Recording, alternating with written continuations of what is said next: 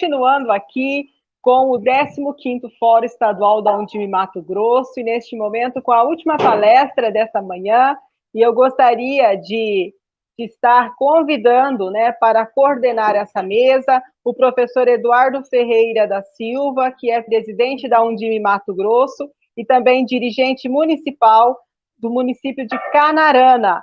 E essa palestra tem como título Liderança versus Emoção, o Racional e o Emocional. Convido agora, então, o palestrante Eduardo Chiniazinski, escritor e conferencista da Ferraz Eventos. Seja bem-vindo, Eduardo. Oi, gostaria, então... Tudo prazer, bom? Prazer imenso. Que ótimo. É um prazer. Está sobrando Eduardo agora. Então, agora, Eduardo Ferreira, a palavra está com você, pode apresentar o nosso palestrante. Boa palestra para todos. Obrigado, Claudivânia. Educhin, eu acho que eu já posso falar assim, é um prazer imenso estar contigo aqui novamente. Não é a primeira vez que nos encontramos virtualmente, eu espero que em algum momento nós consigamos fazer isso presencialmente. Para quem não conhece o Eduardo, o Xará, é um palestrante, escritor e conferencista nacional e internacional com mais de 30 anos de experiência no Brasil e na Europa. É mestre em neuropsicologia e referência em desenvolvimento das competências de liderança e do potencial humano. Sua missão é ampliar o poder pessoal e a autoliderança das pessoas por meio de palestras, mentorias, treinamentos, formações e livros, para que elas obtenham resultados brilhantes e performances extraordinárias em suas vidas. Especializou-se no estudo dos aspectos emocionais, mentais e físicos do ser humano, com os profissionais mais renomados dos Estados Unidos, da Europa, da América do Sul, do México e da Índia, que o levou a desenvolver a técnica de liderança corporal Inner Vision, que proporciona o domínio de uma comunicação completa e poderosa. O treinamento Namastê, que desenvolve e fortalece a competência emocional e a autoliderança e a formação Power profissional, que conduz o profissional a um estado de empoderamento e a atuações extraordinárias na vida e na carreira, com um direcionamento preciso para o sucesso profissional. Presidente do Instituto Eduardo Chiniazinski, o especialista já formou milhares de pessoas fortalecendo o carisma, a autoconfiança, a maestria na comunicação e as competências pessoais que vierem em alta performance e alcançarem a autorrealização. Um profissional fantástico, viu? E é um prazer imenso estar aqui contigo novamente, Edu. E contigo, a vez, eu sei que você tem uma maestria gigantesca. Gratidão, Edu. Você sabe que na hora que eu entrei, a pessoa que estava falando falou assim, isso com você agora, o professor Eduardo. E eu já ia botando aqui, eu falei assim, ixi, não sou eu, não. Pera lá. Edu, prazer gigantesco estar aqui junto com você, uma honra muito grande e principalmente num evento onde está convergindo todos os dirigentes da educação municipal do Estado. Isso é algo extremamente importante e algo extremamente relevante para o momento presente que nós estamos. Então, gratidão, viu, Edu? Honra minha. Que bom. Deixa eu aproveitar aqui. Edu, vamos lá. Eu vou fazer uma coisa que é agora Eu quero pedir uma coisa para você, que é o seguinte.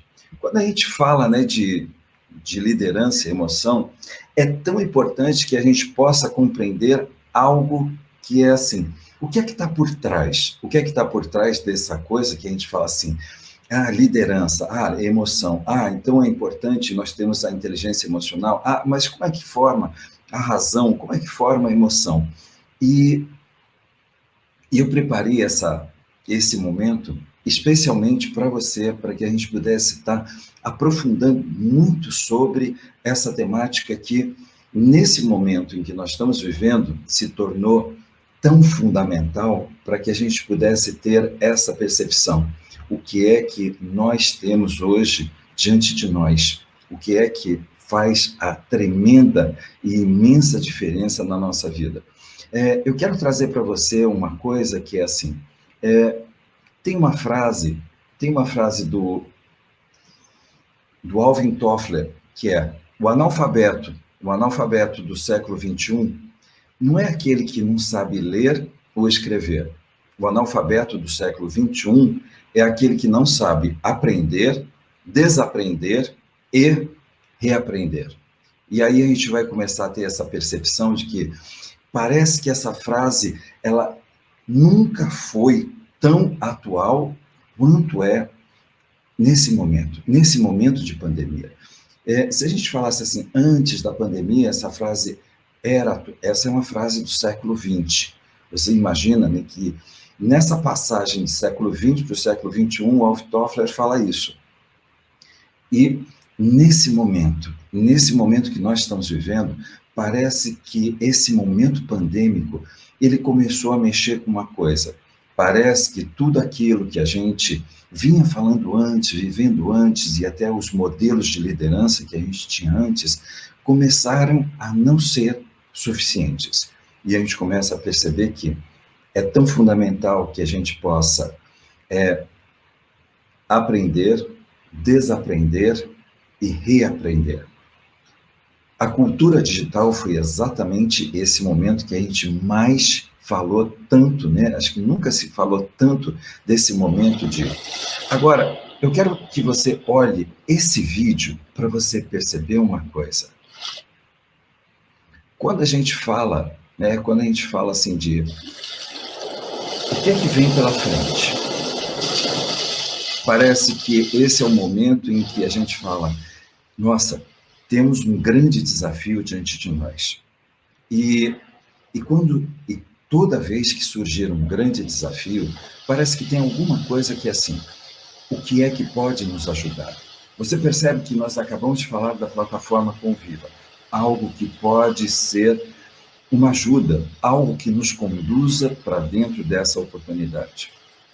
E muitas vezes a gente vai ver desafio, oportunidade. E é esse momento que a gente fala assim, o que é o grande desafio que nós temos pela frente? O ponto é que muitas vezes o que define dor ou prazer não é o tamanho do desafio, e sim o quanto eu estou me preparando antes mesmo que esse desafio tivesse entrado dentro da minha vida. O quanto eu estou me preparando, o quanto eu me comprometi em transformar ponto fraco em ponto forte, o quanto eu me comprometi em transformar adversidades em oportunidades na minha vida. E parece que essa vai ser sempre a temática que nós vamos passar. Quando essa pandemia passar, você vai perceber que tem uma máxima que é o maior desafio não é aquele que nós passamos. O maior desafio é o que está por chegar. Então, muitas vezes, quando a gente estiver falando disso, é tão importante que a gente possa ter essa percepção de que tão importante quanto a gente está falando de o desafio que nós temos hoje, é o desafio que nós temos hoje. E esse é o momento em que eu falo de a arte de liderar. O que é que a gente está fazendo para estar liderando a nossa vida. E eu quero compartilhar uma coisa com vocês que é liderança versus emoção. E essa é uma das coisas que eu estava comentando. Em janeiro, eu estava falando exatamente de pontos que são fundamentais para que nós possamos desenvolver os nossos filhos, os nossos alunos e pontos a serem desenvolvidos dentro de nós. Em 2004, se descobre uma ação dentro do cérebro que se chama cognição corporificada. Cognição corporificada é o quê? A cognição corporificada é aquele momento em que nós estamos vivendo. Por exemplo, essa pandemia, ela está criando uma experiência real e concreta. Porém, Essa experiência real e concreta, ela, primeiro, ela se torna uma experiência física. E quando ela se torna uma experiência física, você vai começar a perceber que lá em 1500, Leonardo da Vinci já dizia, isso é, por pura observação. Cada cognição nossa nasce dos nossos sentimentos. E aí você olha e você diz assim, mas o que isso tem a ver com essa cognição? É que sempre que a gente estiver falando de como é que nós lidamos com as nossas emoções, é importante que a gente possa compreender uma coisa que é assim, essa experiência que nós vivemos ali, no nosso cotidiano, ela se torna uma experiência física. Eu sinto essa experiência dentro de mim. E dentro do meu corpo tem cognições, tem células específicas no corpo para gerar essa cognição corporal. E é por isso que muitas vezes a gente diz assim, eu vou absorvendo. E é por isso dessa expressão, incorporo, vou incorporando. E aí, sabe qual é a mágica desse processo do nosso corpo? É que aquilo que está dentro do meu corpo começa a se tornar a minha cognição. Isso, a minha razão, o meu modelo mental, os meus pensamentos, a minha forma de tomar decisão começa a nascer a partir daí. E tem um exemplo que eu quero trazer para você, que é o seguinte.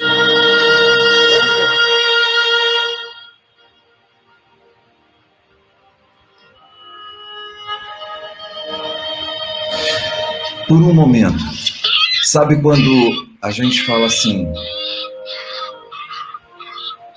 a gente sabe quando um cachorro apanha, porque parece que ele já está preparando, ele está preparado para apanhar de novo. Esse mecanismo é o mecanismo da cognição corporificada. Você percebe que qual é a experiência que está sendo referência para o que vai acontecer. Quando você pega esse cachorro, você vai perceber que tem uma coisa que é assim. Por um momento parece que quando ele está apanhando, sofrendo, sendo castigado, parece que ele vai assumindo uma postura, né? Uma postura, a tensão da perna, a tensão da coluna, dos braços, da cabeça, a orelha baixa. E acho que todos nós já vimos dentro dos nossos municípios exatamente pessoas que caminham como se tivessem apanhado muito na vida. Pessoas que assumiram uma postura de sofrimento. Tem outras pessoas que assumem uma postura de arrogância, como se, né, fosse preciso estar em eterna defensividade, em guarda, pronto, preparado. E isso é o que, quando a gente fala assim, e o que tudo isso tem a ver com liderança, Edu? Tem a ver com uma coisa que é assim, cognição corporificada é exatamente aquela expressão que a gente diz assim, é aquele momento em que eu digo, é quando a experiência que nós vivemos fica impressa no nosso corpo e depois se torna a nossa mentalidade. E aí a gente começa a perceber assim, como é que isso vai tomando forma, como que isso vai tomando corpo na nossa vida? Né? Você fala assim, como que por um momento, olha só, olha essa criança vendo neve pela primeira vez.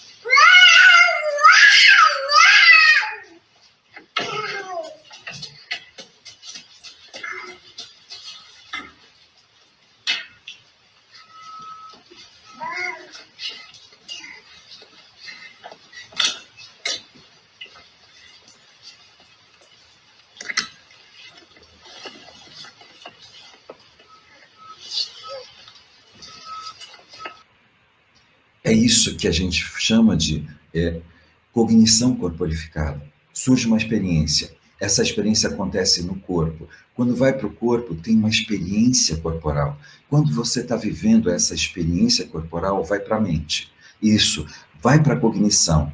E aí essa cognição é a construção de conceitos.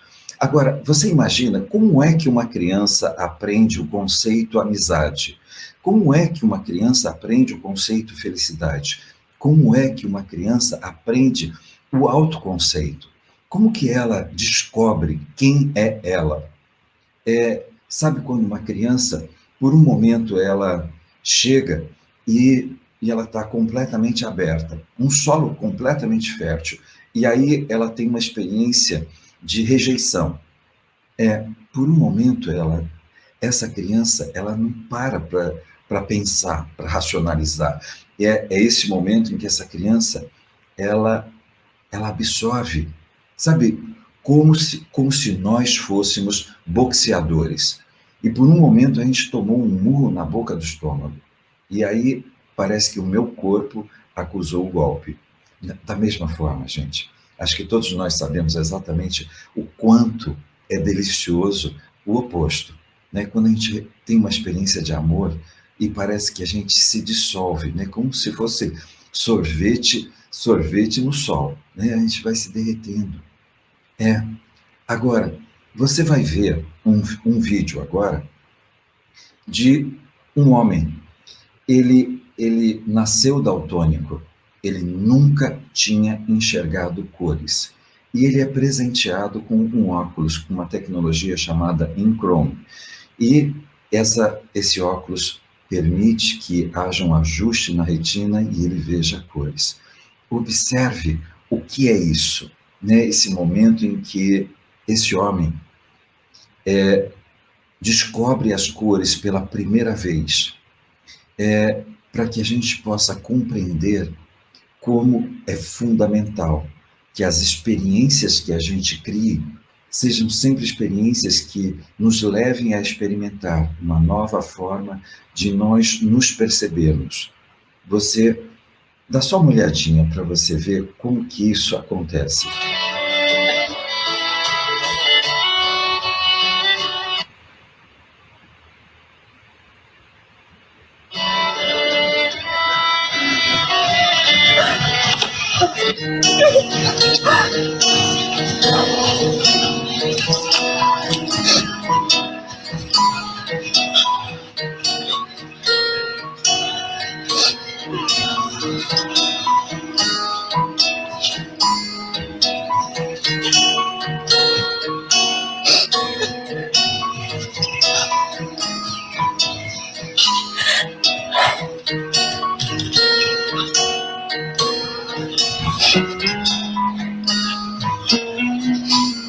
Você acha que eu não ia cumprir, né?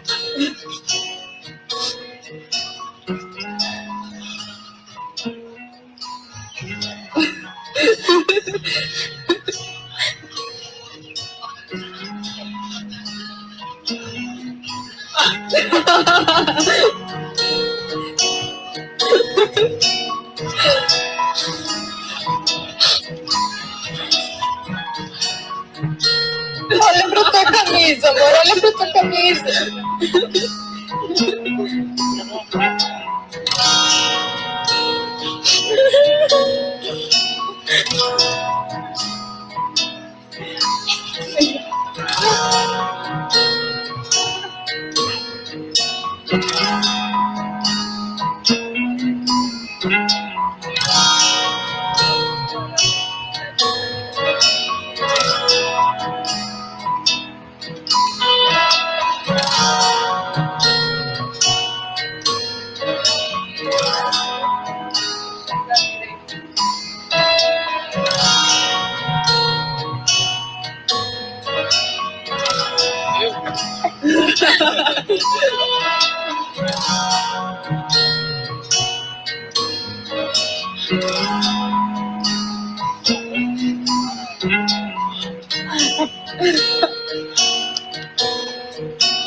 Vocês vêem? Tá vendo tudo?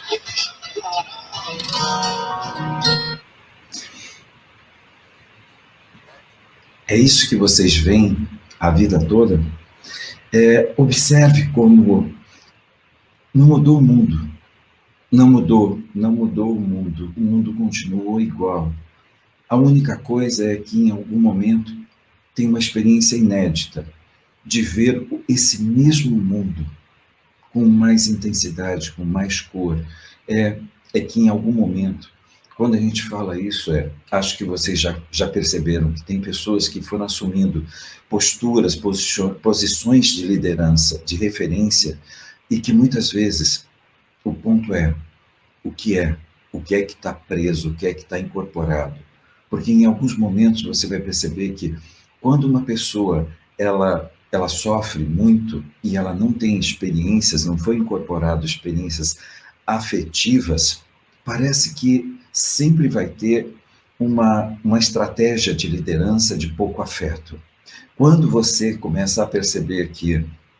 Não, e percebe que essa frase que esse rapaz acabou de dizer, é isso que vocês veem a vida toda? Às vezes nós vamos ver um líder que está faltando afeto, tem pragmatismo, mas não tem afeto. Parece que tem líderes que muitas vezes são afetivos, mas não tem essa postura de determinação, de perseverança, de orientação. E tudo isso fala exatamente de o que é que nós incorporamos ao longo da nossa vida, as experiências. E é por isso que o processo de educar é um processo que fala muito disso. Quando as nossas crianças chegam dentro da sala de aula, quais são as experiências que estão norteando a vida dessas crianças? De amor ou de desamor, de amparo ou de desamparo, de valorização ou de desvalorização. Porque nesse momento você vai ver uma coisa que assim, como muitas vezes você vai ver que a palavra emoção, ela vem do latim emovere, que significa um movimento, ex para fora, motion, que é movimento. É esse movimento de dentro para fora. Mas o que é que está vindo de dentro para fora? Porque quando uma pessoa ela está alimentando, ela não está se permitindo viver a tristeza, quando ela não está se permitindo viver a raiva, quando ela não está se permitindo expressar o medo, ela começa a fazer uma bagunça muito grande, porque muitas vezes não são emoções, né? As emoções autênticas, elas nos libertam.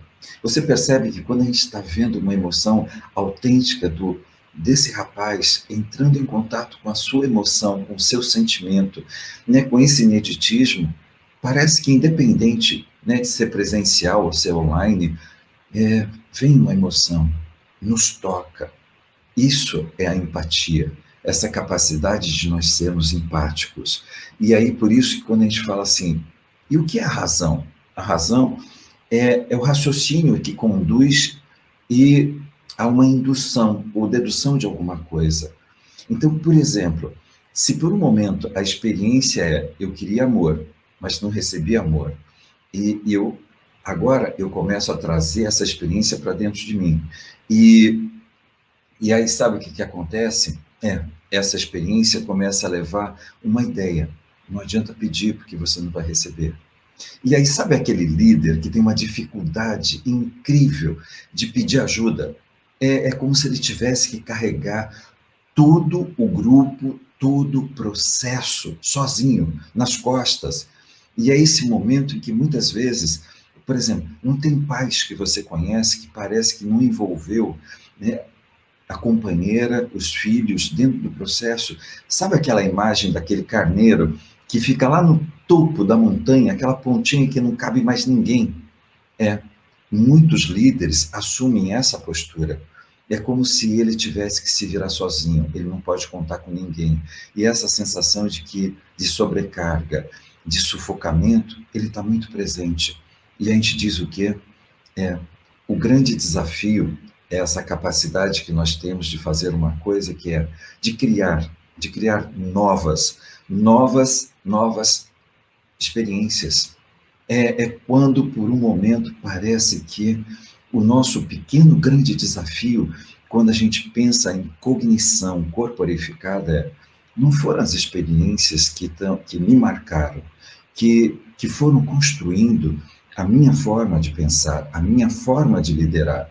E é esse momento que eu digo assim, tem líderes que tiveram uma experiência lá atrás. Isso é sempre, gente, nós sempre vamos voltar para o quê? é educação infantil. Educação infantil, educação fundamental 1, 2, médio, porque é nessa experiência que a gente se sente completamente aceito ou não. E quando uma criança, um adolescente não se sente aceito, sabe o que ele começa a dizer para si mesmo? Quem eu tenho que ser para que as pessoas me aceitem, gostem de mim, sabe assim, que eu corresponda a expectativas. E é incrível, porque em algum momento é esse líder que parece que o tempo todo ele vai esquecendo de fazer uma coisa. Sabe, o carisma, essa coisa de quem eu sou é importante, aquilo que eu sinto é importante, aquilo que as pessoas sentem é importante, isso, né, o carisma, esse sentimento de ser genuíno, de ser autêntico. Esse líder que impacta, esse líder que parece que contagia, mas percebe que o líder que parece que em algum momento eu não sou quem eu tenho que ser, parece que ele vai gerando mais dificultadores para essa liderança. Mas tem aquele líder também que fala o quê? Eu tenho que, não adianta pedir porque eu não vou receber. Essa experiência é muito frequente na infância, na adolescência, na juventude, e aí vamos formar líderes. Líderes que dizem o quê? Eu tenho que aprender a me virar sozinho. Eu tenho que aprender a ser só. E é o líder solitário, né? É aquele líder que está com a pressão estourando lá em cima, né? Com o tempo todo, com uma pressão que parece que está a ponto de explodir. Por quê? Porque parece que não pode pedir, né? A dificuldade de pedir, de envolver, de compartilhar. Mas sabe aquela experiência de desvalorização que a criança parece que vai alimentando aquela sensação de que por mais que eu faça, nunca é bom bastante? É incrível porque nesse momento vai surgir uma coisa que assim, é aquele momento em que o líder cresce e ele começa a se tornar um líder muito exigente, exigência de perfeição, essa cobrança, se fosse só com as outras pessoas, não, ele está cobrando muito de si mesmo, e é como se fosse uma bomba relógio pronta para explodir, né? É aquele momento que a pessoa está prestes a ter um AVC, e a gente fala assim, é aquele líder que, por um momento, aceita que nem ele, nem ninguém é perfeito, e que nós podemos fazer ajustes o tempo todo, crescer, evoluir. Mas sabe qual é a coisa mais maluca dentro de tudo isso, gente? É que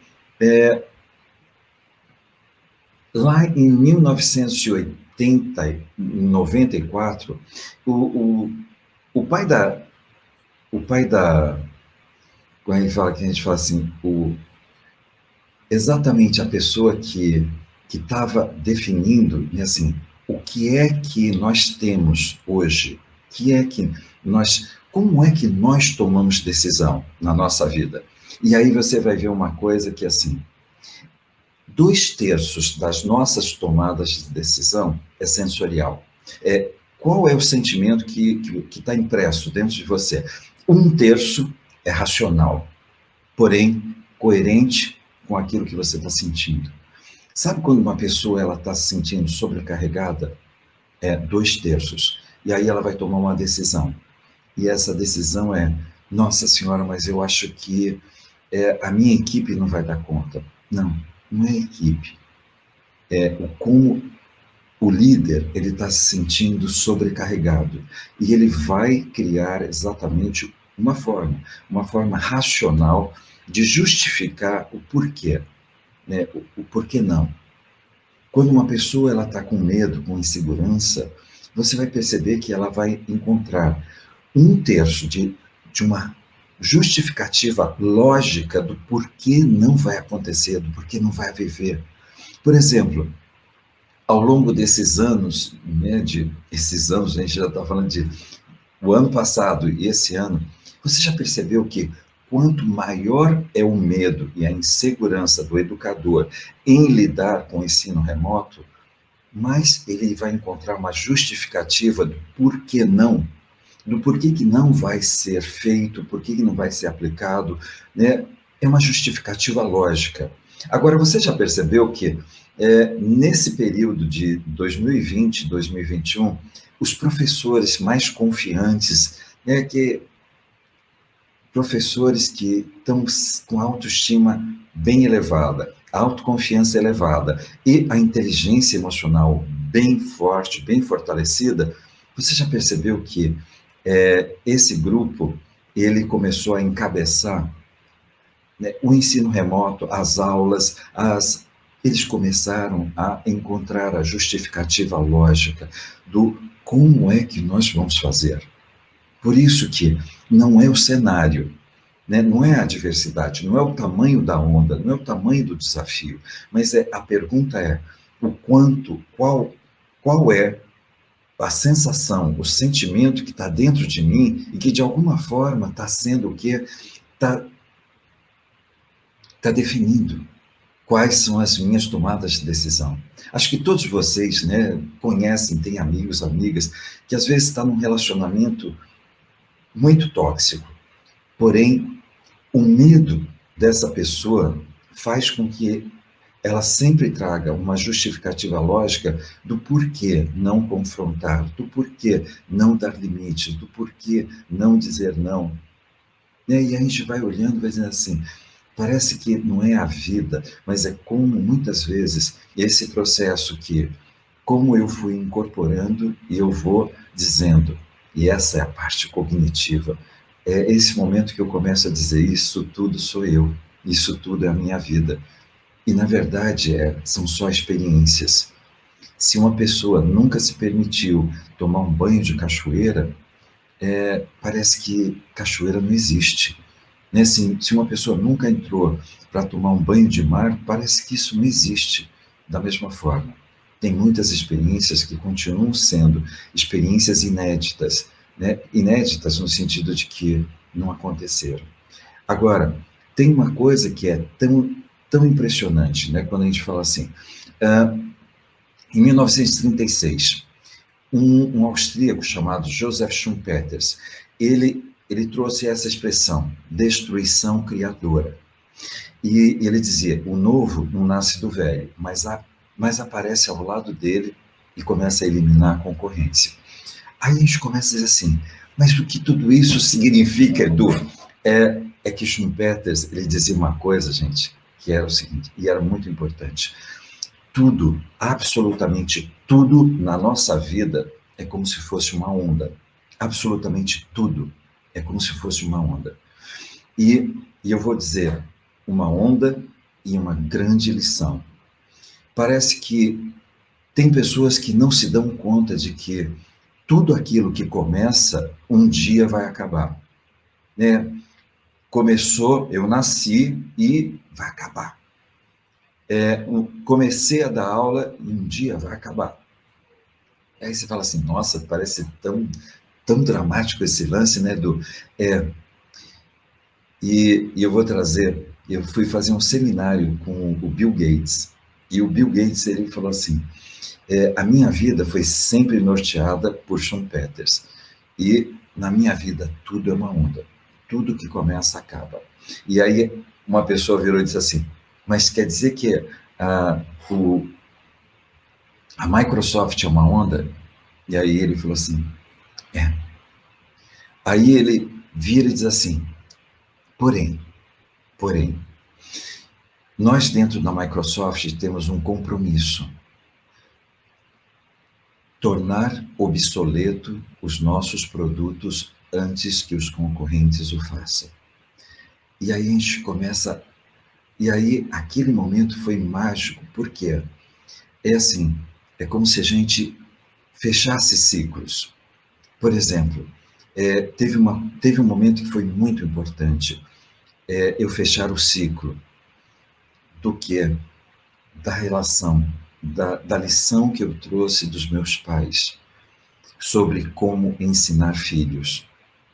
No momento que nasceu a minha filha, eu me dei conta de que eu estava fazendo exatamente igual ao que os meus pais fizeram.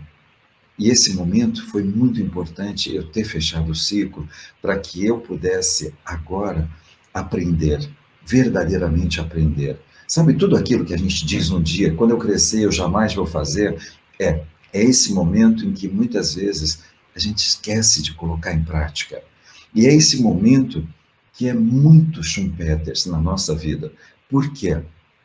Porque Schumpeter, ele traz uma coisa, gente, que é assim, e nós vivemos isso dentro da educação.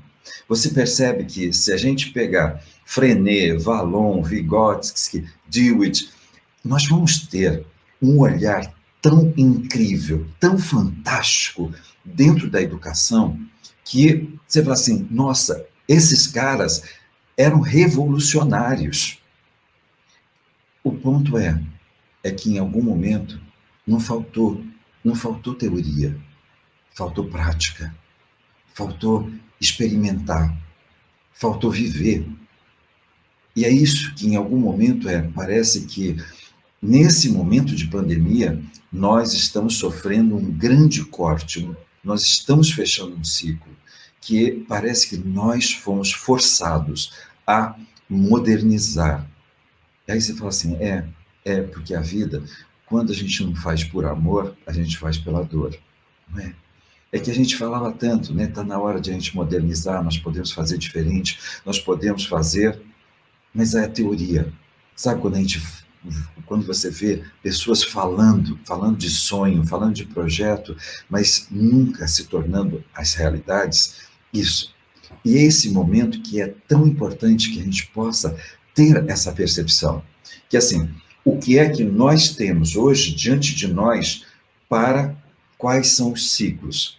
E essa é a coisa linda, porque Schumpeter ele não dizia simplesmente isso, mas quando a gente vai alinhando os olhares, isto é, os pesquisadores que falam de resiliência humana, eles falam praticamente também de um olhar muito schumpeteriano, que é o quê? Ele dizia uma coisa, Schumpeter, que é o seguinte, tem pessoas que vão passar a vida observando as outras, tem pessoas que vão rapidamente entrar na onda das pessoas, mas tem as pessoas que transformam o mundo, que são as criadoras da onda.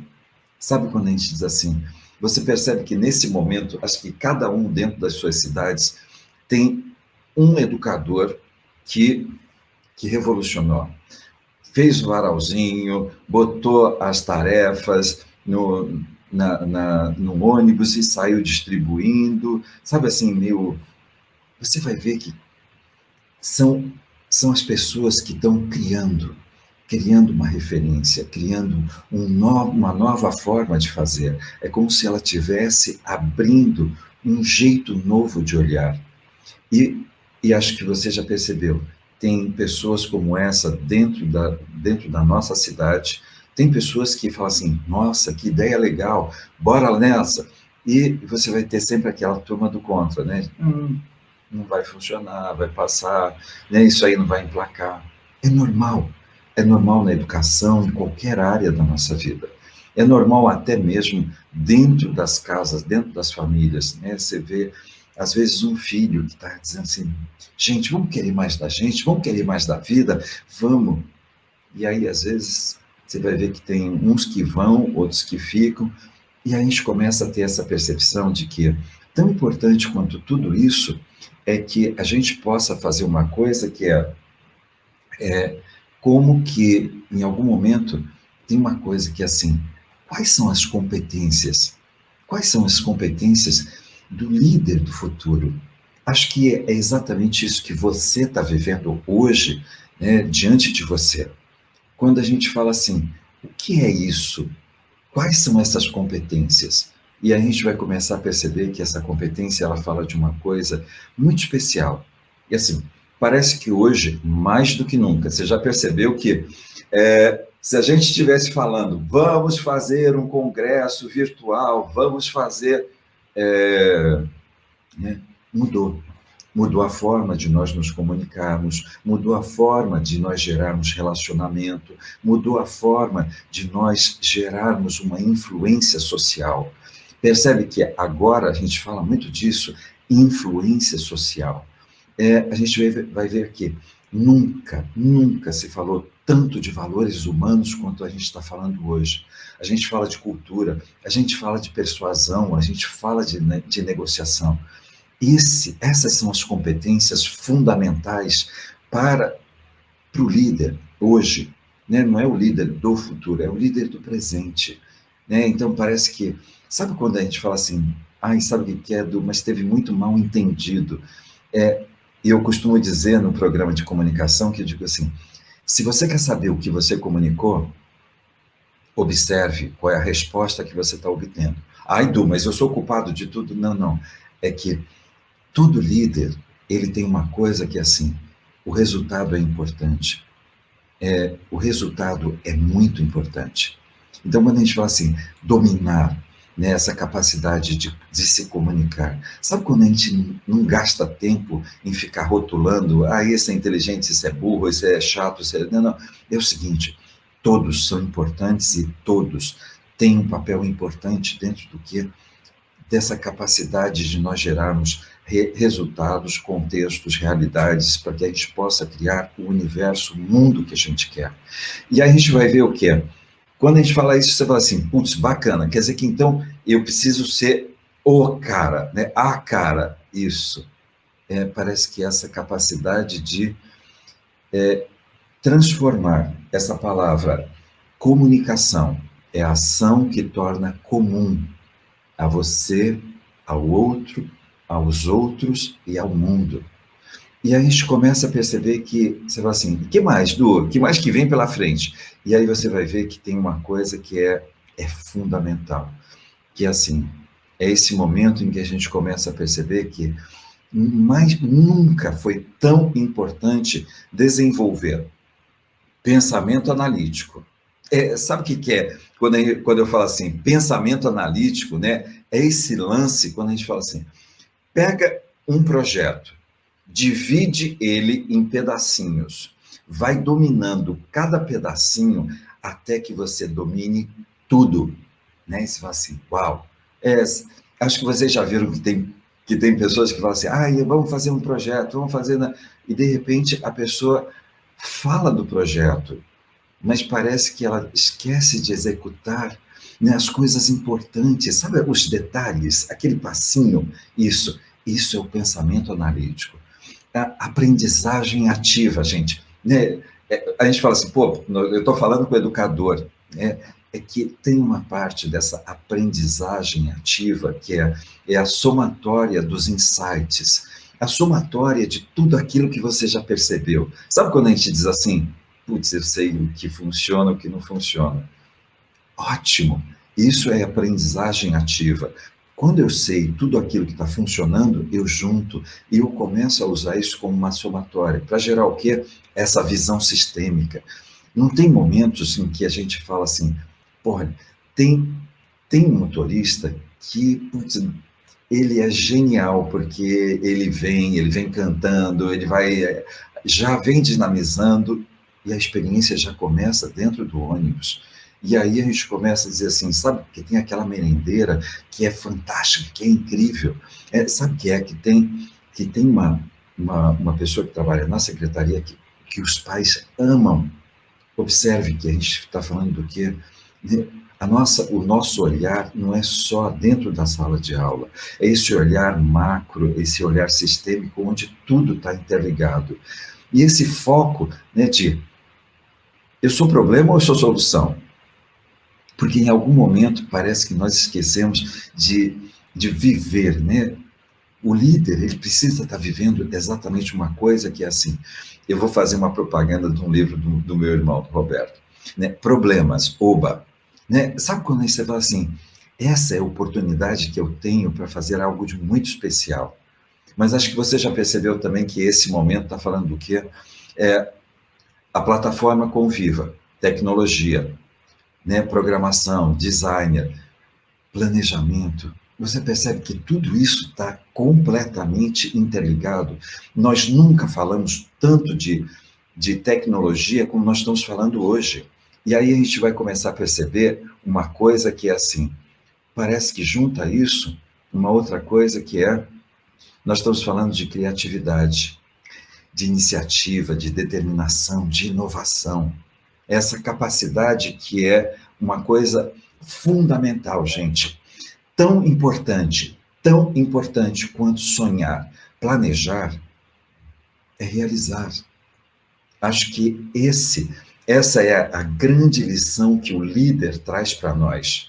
Esse momento em que a gente envolve a emoção, envolve o sentimento, envolve a razão, a forma como nós estamos tomando decisão.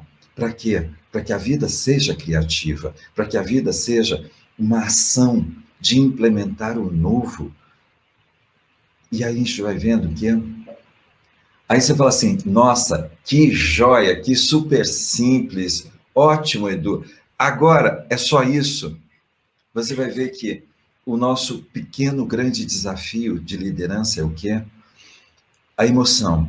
Você está dominando as emoções ou as emoções estão controlando a sua vida? O nível de autoconfiança, né? Essa coisa, quando eu falo, a palavra autoconfiança, ela é exatamente a expressão da palavra fé. Fé. Fé é a substância que transforma o que não existe em algo real. E é incrível, porque nós vamos ver que tem pessoas que estão usando negativamente a fé. Nossa, eu acredito com toda a minha força que não vai dar certo. Né? E aí você fala, gente, né, nós precisamos de mais. Você percebe que quando eu falo essa autoconfiança inabalável, ela vem dessa capacidade de nós dominarmos as nossas emoções. Isso é, cada vez mais nós trazemos os nossos medos, as nossas raivas, as nossas tristezas, as nossas emoções, não como algo a ser resistido, e sim algo a ser vivido. Dentro desse processo que todos nós estamos vivendo agora, quantas pessoas você conhece que perdeu alguém nessa pandemia? Quantas famílias perderam? Né? Os nossos alunos, eles estão vivendo o luto. E é exatamente esse momento em que não é um processo, não é um momento de negação. Né? Assim, é difícil para mim, sabe? Eu não gosto de falar de morte, nem eu. Sabe assim, se você me disser, eu gosto de ir para o velório, não. Né? Isso nunca me deu prazer. Mas o ponto é que isso faz parte da vida. E é isso que é tão importante quando eu falo originalidade, hoje, mais do que nunca. Não é um papel, não é sermos um personagem na vida, mas é exatamente esse momento em que nós temos o compromisso de expandir o nosso carisma. Carisma, numa definição, é quando eu paro de brigar comigo mesmo, com o meu talento, e coloco esse talento a serviço das pessoas. E é por isso que carisma e poder da presença estão juntos. Presença é quando eu escolho estar presente no presente, fazendo a diferença na vida das pessoas. Isso produz o quê? A conexão humana. É esse momento que faz toda a diferença para que a gente possa estar vivendo exatamente uma coisa que é um poema do Fernando Teixeira de Andrade. Ele foi um poeta, um professor de literatura, e ele escreveu um poema que eu simplesmente sou apaixonado. Há um tempo em que é preciso abandonar as roupas usadas, que tem a forma do nosso corpo, e esquecer os nossos caminhos que nos levam sempre aos mesmos lugares. É o tempo da travessia, e se não ousarmos fazê-la, teremos ficado para sempre à margem de nós mesmos.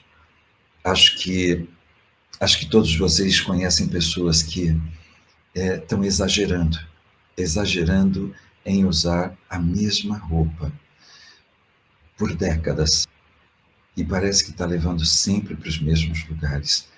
E é esse momento que é tão importante, que nós estamos vivendo, é o tempo da travessia. E se a gente não estiver ousando nesse momento, acho que você conhece pessoas que estão se tornando uma sombra daquilo que poderia ser e não vai ser. Não por causa da vida. Eu sempre digo que a vida é muito generosa. A vida, ela é sempre, sempre abundante. O ponto é o quanto a gente resiste e vai alimentando. Eu quero compartilhar com você um vídeo, um último vídeo, e que fala exatamente para mim, né, da grande missão de liderar. A missão de liderar pessoas, de liderar gente. Essa capacidade de colocar absolutamente tudo isso que eu falei a serviço do bem maior. Dá só uma olhadinha nessa pessoa aqui. Para mim, ela é o espírito da educação, é o espírito do educador. Jun!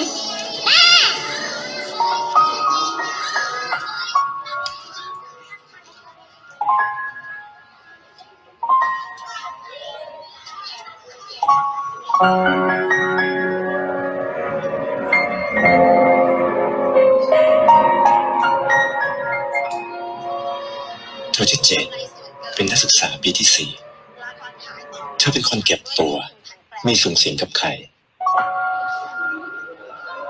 พอถึงเวลาเลิกเรียนเธอก็มักจะรีบกลับบ้านเร็วเสมอ จุน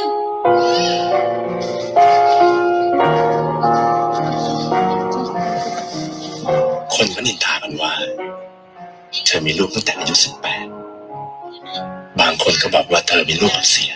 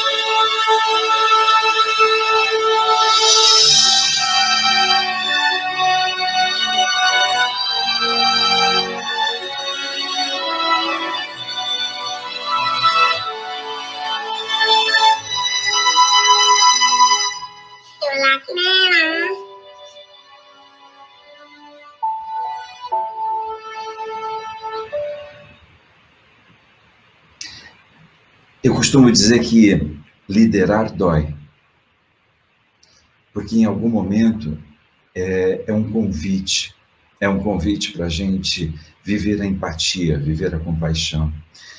Para quem é mãe, para quem é pai, sabe exatamente disso. Dói. Tem momentos que dói, quando a gente tem que ser firme, quando a gente tem que ser duro. Liderar é intenso, porque tem momentos que a gente está celebrando, a gente está se abrindo, se desmontando, e tem momentos em que não era aquilo que a gente gostaria que acontecesse, mas é o que a vida, eu costumo dizer, é o que Deus colocou diante da gente. E por um momento a gente não diz não para um desafio que o homem colocou diante da gente. A gente simplesmente Sabe quando a gente respira fundo, sente toda essa força, sente toda essa conexão com o grandioso, com o divino na nossa vida, e por um momento a gente começa a perceber que não é o que vão falar da gente, mas é o que precisa ser feito, é o que vai fazer a diferença na vida de todos. É esse olhar, essa capacidade de nós sermos grandiosos e cada vez mais, ao invés de ter uma postura de quem resiste a viver, de quem resiste em se apropriar do seu poder, resiste em fazer o que precisa ser feito, é expandir a nossa capacidade de sermos resilientes, essa capacidade de fazer o que precisa ser feito, viver o que a vida nos coloca diante da forma mais intensa, da forma mais presente, da forma mais vibrante. E com toda certeza, nós vamos estar vivendo exatamente esse compromisso maior, que é o compromisso de criarmos seres que se apropriam das suas vidas e que construam a realidade. Assim como eu, como pai, você, como pai, como mãe, tem exatamente esse mesmo desejo, que o seu filho, a sua filha, possa escolher o futuro que ela desejar e ser feliz com essa escolha e ser realizada e poder viver a vida que ela nasceu para viver, aquilo que a gente sempre sonhou que eles estivessem vivendo. Então, acho que esse é o grande presente, né? Quando eu penso, né, liderança versus emoções, não, é uma integração, porque nós somos exatamente essa integração. Por quê? Porque tudo que acontece ao nosso redor, nós incorporamos dentro de nós. E é por isso que nós precisamos ter a sabedoria de poder determinar, criar as experiências que vão definir, orientar e direcionar quem nós vamos ser na nossa vida, o que é que nós vamos pensar e o que é que nós vamos criar. Gente do céu,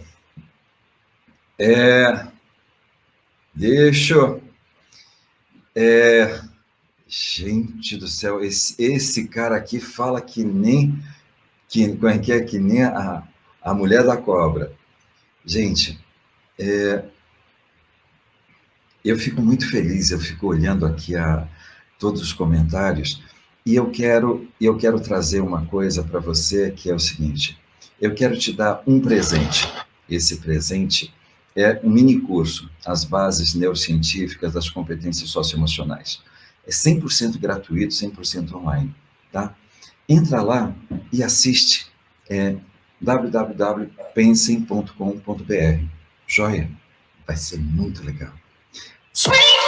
Opa! Joia, gente, deixa eu puxar aqui. Gente, vamos, Marcelo, eu passo a bola para você agora.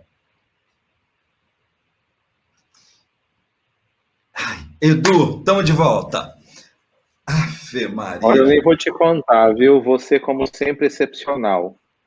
E ontem, quando eu estava falando com o Paulo, que não deu certo para fazermos a abertura contigo, eu falei assim, é porque não era para ser. E o Eduardo, como eu conheço, ele vai entender que é para finalizar. E você finalizou aí de uma maneira muito singular, viu, Eduardo? Nos dando esperança, tá? E sinalizando aí de uma maneira tão incisiva para a gente não dizer não para o desafio que está posto na mesa para todos nós. Tá? Os 141 municípios de Mato Grosso, com os seus 141 secretários, têm aí os desafios que a pandemia nos impôs, assim como para todos os outros municípios do Brasil, e nós vamos fazer o que precisa ser feito, né? E vamos fazer a diferença. Eu acredito que é isso que precisamos, e é com isso que nós vamos lidar, com o que temos, fazendo e inovando sempre. E eu não tenho nem palavras, viu, Eduardo? Você toca à distância, e eu gostaria muito de ter conseguido te trazer no Mato Grosso num momento presencial, mas Deus sabe o que faz e esse momento acabou sendo virtual. E eu espero que todos vocês que estão nos assistindo agora tenham entendido a dimensão do nosso alcance em fazer pelo outro, como esse vídeo que você colocou para nós aí. E a nossa responsabilidade é tamanha quanto tudo que está pautado nas nossas pastas aí, enquanto gestores municipais de educação.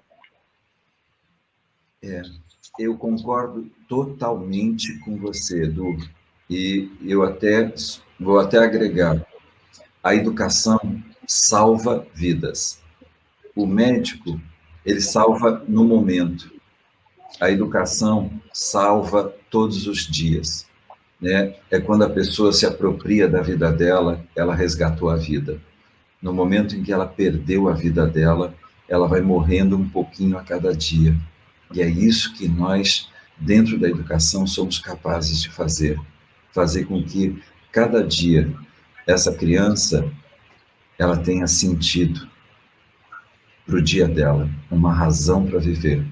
E é isso que, nesse momento de pandemia, é tão importante, que nós tenhamos esse sentimento de que nós estamos salvando vidas também.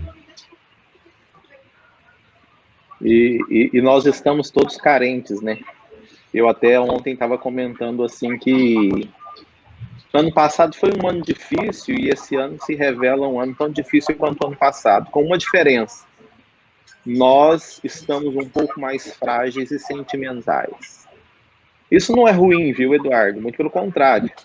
Eu acredito que sentir é uma capacidade humana magnífica e sentir pelo outro, como você colocou, é muito importante, porque um líder que não sente é um líder frio. E uma liderança fria, hoje, é o que nós menos precisamos. Nós precisamos de calor humano mesmo. Exato. Muito obrigado, meu amigo. Muito obrigado mesmo.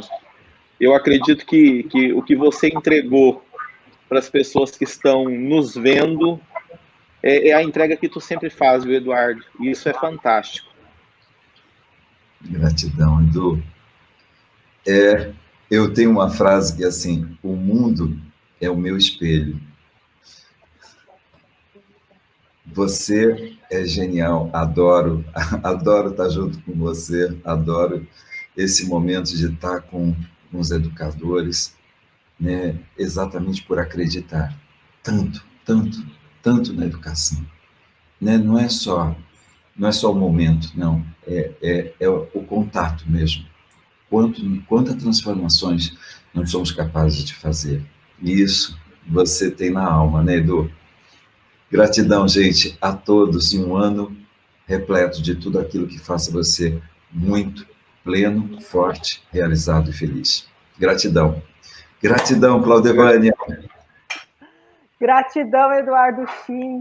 Nós encerramos, então, aqui essa mesa, liderança versus emoção, o racional e emocional. A Undime Mato Grosso fecha com chave de ouro esse fórum. Eduardo, com a sua palestra, com a sua contribuição e com a sua participação. Nossa gratidão, parabéns e sucesso sempre. Um abraço.